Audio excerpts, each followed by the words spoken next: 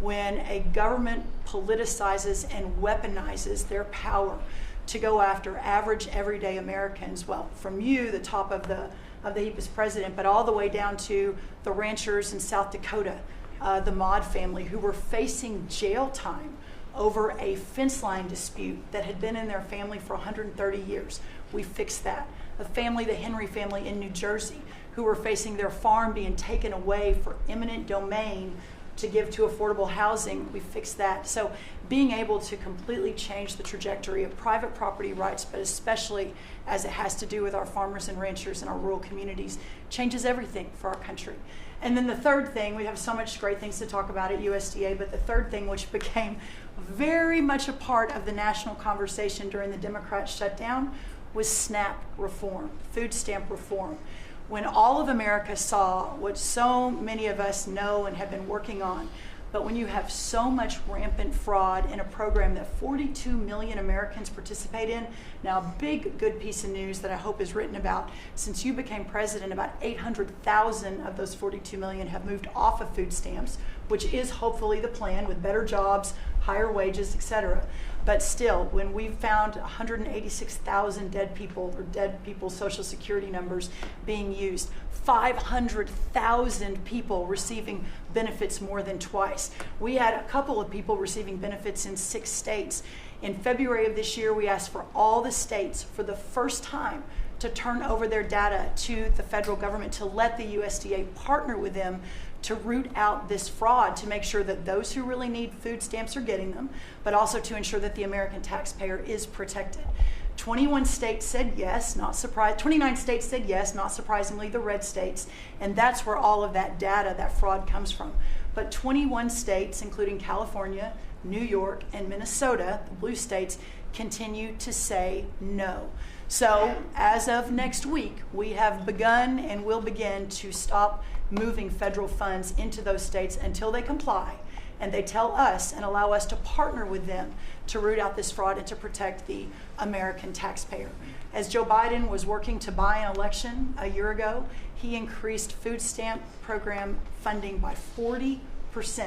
So now as we continue to roll that back. So the partnership in Making America Healthy Again is also in food stamps, but a lot of what Bobby and I are doing together is really remarkable. But again, just gratitude and joy for this work, and so grateful to you. The final thing I'll say, a lot of gratitude to Secretary Marco Rubio for wearing his Aggie maroon tie as a reflection of Texas A&M beating Florida handily about a month ago. So Marco, I want to thank you, and much gratitude and joy in my heart as well. Yes. But thank you, sir. We also have to say something about China with one of the largest purchases ever in our country, the soybeans. Yes, sir. And so I want to thank President Xi. We had a great meeting. We were in South Korea, and I went to a lot of other places too, but we met in South Korea, and President Xi was great. And China gave us among the largest orders in the history of your world, agriculture. That's right. So. And sir, may I say, this is the remarkable result of real leadership, and your real leadership. Just a couple of days ago, China announced that they were going to halt all purchases from Brazil because they had found some irregularities in some of the soybeans they're buying from Brazil. And what that means is a continued signal that this country and our farmers produce the best, highest quality soybeans, sorghum, et cetera, in the world. And what you've been able to do is open those markets up and again, move toward an era where our farmers are not so reliant on government checks, but they have the markets to sell their product. Having said that, we do have a bridge payment we'll be announcing with you next week, as we're still trying to recover from the Biden years. That's right. To help the farmers. We're going to help the farmers. They did not help the farmers. That's right. Thank you very much. Thank you, sir. Scott? Mr. President, it's been a great year on the economy, but the best is yet to come. The tens of trillions of dollars that have come in investment, both the portfolio investment by companies, investment by countries, that is turning into a CapEx boom for the U.S. Capital expenditures up 15% in history. When CapEx is up, jobs will follow. The One Big Beautiful Bill is an incredible, as you said, thanks to your leadership, along with Speaker Johnson, Senator Leader Thune. We had that done on July 4th, which everyone said was impossible. And the great thing about that bill, sir, for the American people, it's for industry, 100% expensing, build your factory here, you can write it off immediately, but you also insisted on the 4 benefits for working people: no tax on tips, no tax on overtime, no tax on Social Security, auto deductibility for American cars, and that is retroactive. So as a result, in 2026, we are going to see very substantial tax refunds in the first quarter. So the best way to address the affordability crisis is to give Americans more money in their pockets, which is what this bill has done. We're going to see real wage increases. I think next year is going to be a fantastic year. Taxes, deregulation, energy certainty. That's why everyone with your leadership is coming to America. Bond market had its best year since 2020. Everyone said couldn't be done. So we're going to have growth. We've had 2 4% quarters before the Schumer shutdown. We're going to go back to that. So not only are we going to have great growth, but it's going to be low inflationary growth. And stock market obviously is following, but next year is going to be the year for Main Street as all this kicks in. And you came in, immigration, I called it the 3 I's: immigration, interest rates, and inflation, that were killing the American people. Close the border, the promise kept. Interest rates are down, and the 10-year bond, again, best year since 2020, and inflation led by energy prices is going to roll next year. I think it's going to be a fantastic year. We can look back, be very proud of this year, but I think 2026 is going to be great for the American people, thanks to you. It's going to be great. Thank you very much. Mr. Vice President. Thank you, Mr. President. It's an honor to serve with this great team that you've assembled. And I just want to pick up on something you said, Mr. President, because you hit the nail on the head, that it is absurd that Democrats talk about an affordability crisis that they created and the people around this table work every single day to address. You'll hear a lot of statistics today. You hear a lot of statistics in our political conversation. I think the most important statistic for the American people is that under the Biden administration, the average American family lost over $3,000 of household income. And under the first 10 months of this Trump administration, they have gained over $1,000 of household income. What that says very clearly is that we are fixing the problem that Joe Biden and the Democrats created in the last administration. If you look at every affordability crisis that's confronting the American people today, it is traceable directly to a problem caused by Joe Biden and congressional Democrats. Why did homes get so unaffordable? Because we had 20 million illegal aliens in this country taking homes that ought by right to go to American citizens. Why did tax bills get so unaffordable? Because Democrats were raising taxes while congressional Republicans under the president's leadership, we're now cutting taxes. Why did food get so expensive? Because we printed trillions of dollars and threw it into green scams that made our agricultural economy suffer while Americans were paying higher prices for food. On every single one of those issues, Mr. President, I think we've made incredible progress, but it would be preposterous to fix every problem caused over the last 4 years in just 10 months. I think that we've done incredibly good, but what I see over the next year, and you heard Brooke talk about joy and gratitude. What I really think this season represents for me, and I think for the entire administration, is that we have now done incredible work to fix what Joe Biden broke. And I think the next year in American growth and American prosperity could be the best year that we've had in the United States of America. It's going to happen because we're all working hard. It's going to happen because we have the greatest country in the world. But I think for congressional Democrats in particular, if they want to talk about affordability, they ought to look in the mirror. We are fixing what they're broken. We're proud to do it. It's the job that we were elected to do. But I think 2026 is going to be the year where this economy really takes off. Thank you very much. Thanks, sir. Great. Pam? President Trump, thank you for talking about Sarah. Heartbreaks for her family. And Andy is doing well. His parents, Melody and Jason, wanted me to tell you, and I was with them yesterday in the hospital. He's a miracle. I was there when the surgeons came in, and they wanted you to know this. he's a miracle. And if everyone in this country can continue to pray for that family, he's got a long road ahead of him, but he is a miracle. And of course, our DC initiative is led by our amazing, and the monster will be held accountable who did this. Our marshals, of course, are leading the DC Safe effort. We have made over 7,000 arrests at your direction. DC is safe again. Working with everyone around this table, Pete and everyone. Scott and I were in Memphis together last week, and everyone, and Bobby, your HHS, doctors and medics are on the ground to help people in Memphis and DC. In Memphis, we've made over 3,500 arrests so far, and Homeland Security, Christy, you've been instrumental in this. But it's everyone working together as a team. We even have Treasury agents out there. It's unbelievable, on the ground in DC and Memphis. Of course, law enforcement first, FBI, Kash Patel has led the FBI. We have a 100% increase in the arrest of violent criminals, thanks to your leadership. DEA, led by Terry Cole. Over 45 million fentanyl pills, 4,200 kilos fentanyl powder. That is the equivalent of 347 million potential lethal doses. That's unbelievable that you've taken off the streets of our country.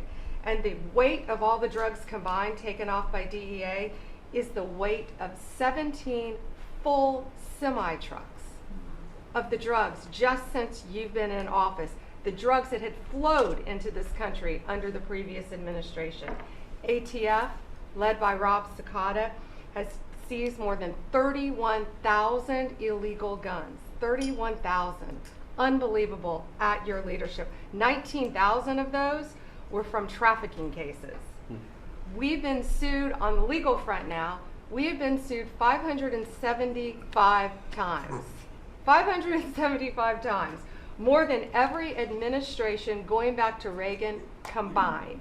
Most recently, yesterday, I was sued by an immigration judge who we fired. One of the reasons, she said she was a woman. Last I checked, I was a woman as well. 24 Supreme Court wins, President Trump, 92% success rate. We told you it would take a while to get to the Supreme Court. We're doing it at record speed, led by John Sauer, of course, Sarah and Hosh, all working together. Immigration, we're winning. Nationwide injunctions, ending DEI funding, working to secure that our federal workforce is aligned with your America First agenda, representing pretty much everyone in this room. We met with your general counsel yesterday, Doug, working with everyone. It's nonstop. ICE, of course, we're winning there with Christy. We're Brooke, SNAP benefits, won there. Marco, USAID. Pete, National Guard, of course, going nonstop. Our U.S. attorneys are fighting violent crime, working around the clock to make America safe again, which was your directive. Our Civil Rights Division, suing Gavin Newsom 3 times now, Prop 50, keeping boys out of girls' sports, and in-state tuition for illegal aliens. We've sued over election integrity. We are litigating major universities with Linda. Thank you, our Civil Rights Division, for everything that you've done to end DEI in our schools. Our Civil Division fighting sanctuary cities every single day. And of course, our Antitrust Division with Google, major settlement. Our attorneys are working on terrorism, TDA, MS-13, Antifa, President Trump. We've charged more than 500 defendants with assault on federal officers thanks to your directive. And also, we have dropped countless cases against Americans that were prosecuted under the Biden administration, including J6, COVID, FACE Act, and more. And as everyone knows, we cannot talk about pending grand jury investigations, but no one is above the law, and that includes what happened in Arctic frost. I hope everyone has a very Merry Christmas, Happy Hanukkah, and Happy Holidays. Thank you for fighting for our country. Thank you. Thank you very much. Please, Laura. Great. Well, thank you, Mr. President. Thank you for allowing me to be at this table.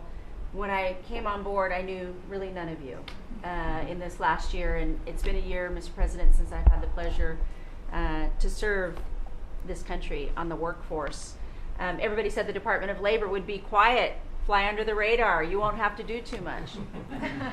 Absolutely not, because you made the American people realize the American dream is real for the American workforce. And it's been under your leadership, Mr. President, that over 2 million jobs that has been created since you started have been native-born workers. And that is the difference between this presidency, this administration, as opposed to the Biden administration, where mostly foreign-born or federal government jobs. And I think through the private sector, over 2 million jobs of native-born. And so the Labor Department has wasted no time in putting that into action with our Make America Skilled Again, either grant dollars, but the intentionality of the apprenticeship program, 1 million active apprentices across this country. We have done over 250,000 new apprentices so far in the first year and registered over 2,000 new apprenticeship programs. Why do we need the apprenticeship programs with the men and women in the trades? Because of the leadership of onshoring and reshoring, and have a lot of these companies reinvest in America. We have to build this country. We cannot do that without the tradesmen and women and the craftsmen of this country. And I think that, Howard and I, we talked about that from the beginning, and we're going to have to lean in on that, because we need the labor force, 700,000 new skilled jobs with electricians, construction workers, machinists, and so forth. And as I traveled with the Vice President as well, we see that on the manufacturing floors of this country, they're in desperate need. The Department of Labor are going to get the workforce skilled again. Working with Secretary McMahon as we move a lot of the education out to our respective states, we are now working together, and we have deployed $86 million in investments, and a lot of that is in AI infrastructure jobs to have our new workforce proficient and literate in AI if we're going to continue to lead the AI race. And we're working on that, and the Department of Labor is now creating and will soon launch the AI infrastructure and workforce hub, which we will be able to track that metrics to see exactly if these dollars are going correctly.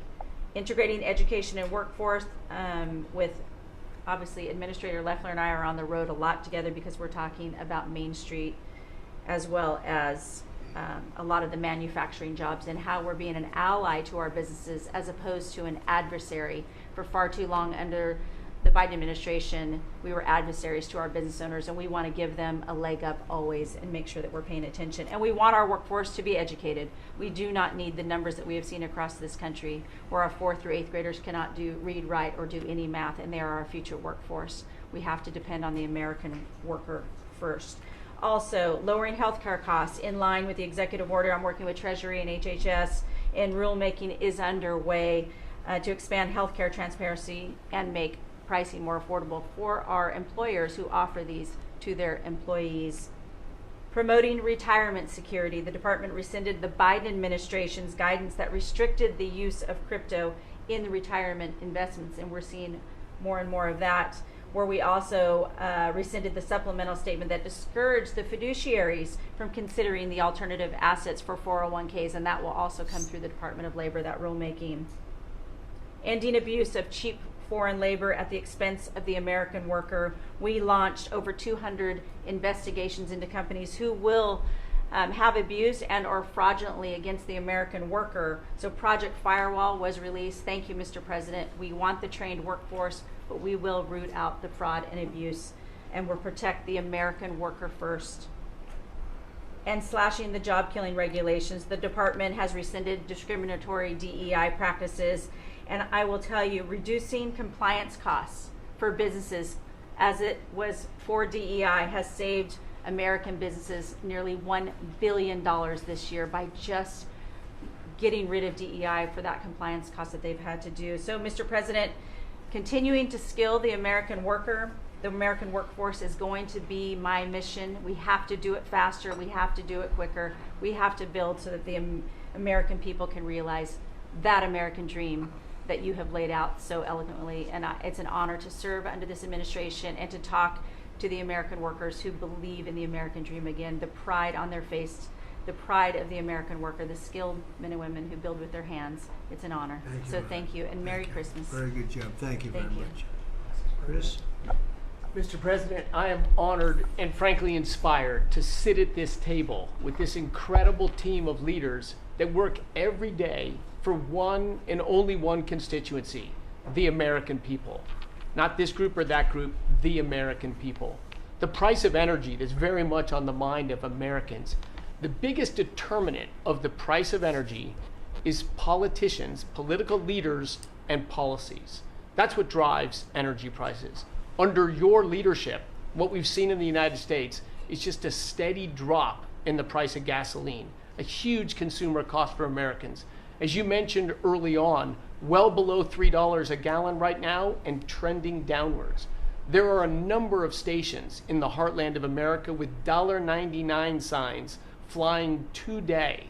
That's simply impossible without the leadership and changes you've brought. Now, of course, you can go to California, where the average price of gasoline is between $4.50 and $5 a gallon today in California. That's just bad political leaders there and bad policies in California. And taxes. And taxes. Of course. Taxes they charge on gasoline are just insane. Terrible. And electricity prices is a very parallel story, but it's a bigger moving ship, so the changes are a little bit slower. But Americans are outraged at roughly 30% rise in the average price of electricity across this country.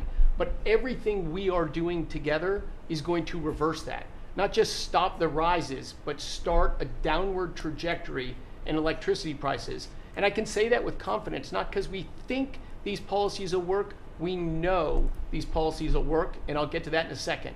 We're going to stop closing power plants. We've already done that, of course. Stop closing the coal power plants and natural gas plants that were shut down.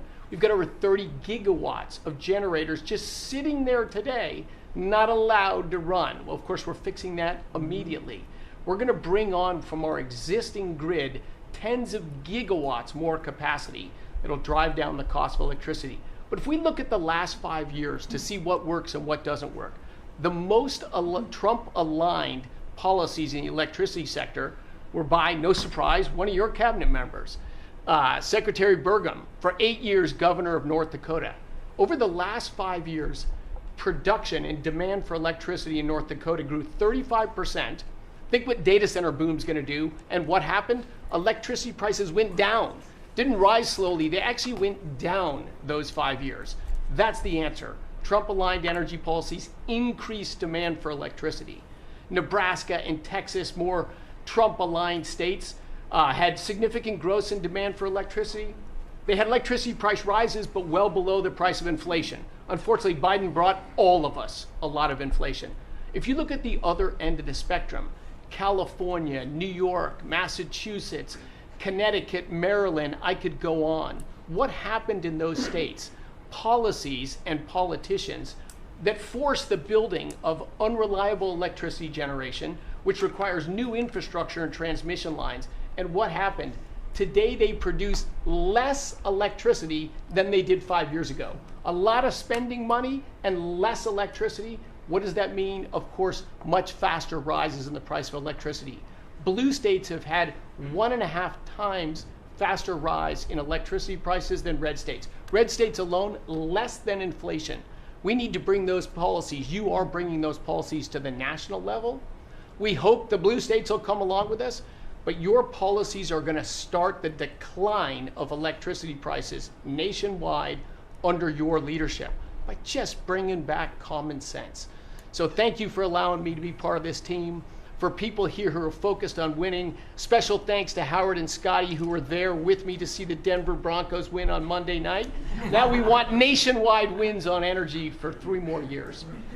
And we're doing more energy production than we've ever done by far right now. Records across the board that'll continue to be reset every year you're in office. Thank you very much. Well, Mr. President, thank you for giving me a very interesting job. Some days it's a little controversial too, but it's been an honor to work for you. You are a great American. The fights that you pick are the right fights, and they're always on behalf of this country. So I appreciate the chance to do this job heading up this department. If you think about what Joe Biden did with the Department of Homeland Security, he used this department to invade the country with terrorists. He opened up the borders, let anybody come in that wanted to. He put them on airplanes. He led them through our airports. If they could figure out a way to get to our shores and in our country, he just opened the door and invited them in. So it's our job to get them out. And I want to thank you for this team, because I look around the table and I think every single person here has helped me do my job over the last year. They've supported us at the border and given us resources. Marco negotiates all the travel documents and relationships with other countries to take their people home. 2 million people have gone home already. The people that were here illegally, you've removed from our country and sent home. And we're going to send more home for the holidays too, and make sure that they get to be with their families in their countries. Yes. Mostly the bad ones. That's right. Pam. Focus is the bad ones. That's right. And there are a lot of them. Terrible, horrible people. And Pam makes sure she's fighting for us in court so that we can get up every day and be bold. We're going to hire our 10,000th ICE officer. Will be on the job within 10 days. So we have hired 10,000. We've had hundreds of thousands of applications.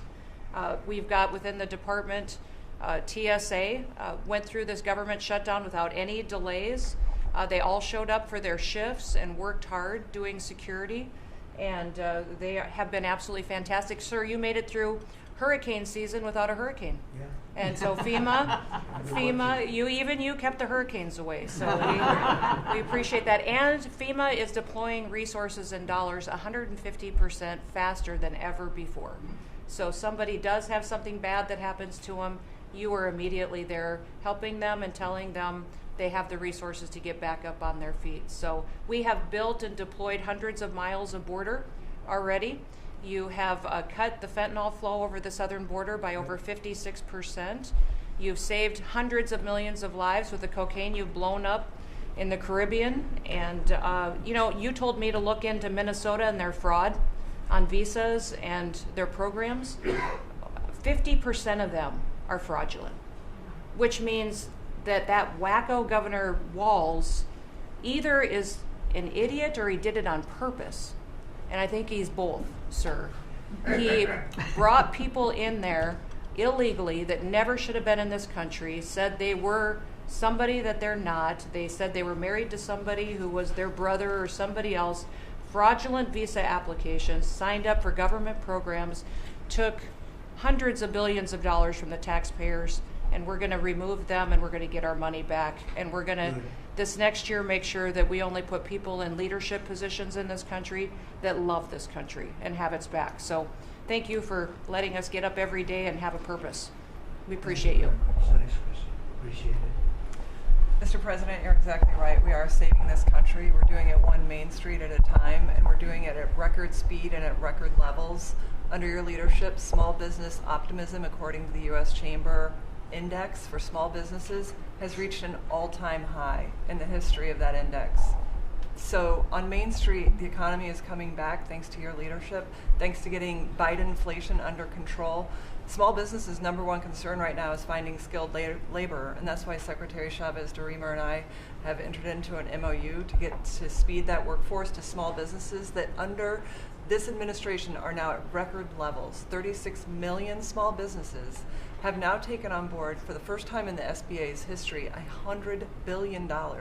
That's $45 billion in small business lending at 85,000 small businesses, most of that under your term, and $52 billion out to small business investment companies.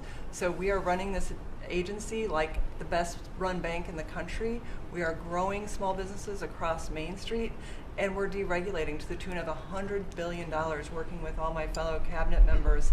And thank you for putting together the best cabinet in history. Iron sharpens iron, and thank you for bringing such a strong leadership group together. And then finally, I've walked factory floors from Alaska to Maine, and the workers, the small businesses, most manufacturers in this country are small businesses, 600,000 of them. They are so grateful to your fair trade, low inflation, deregulation agenda that is creating national security and economic security in this country like never before. And so I want to also finally thank you for bringing faith back to the White House, to this administration. I want to thank Brooke for hosting the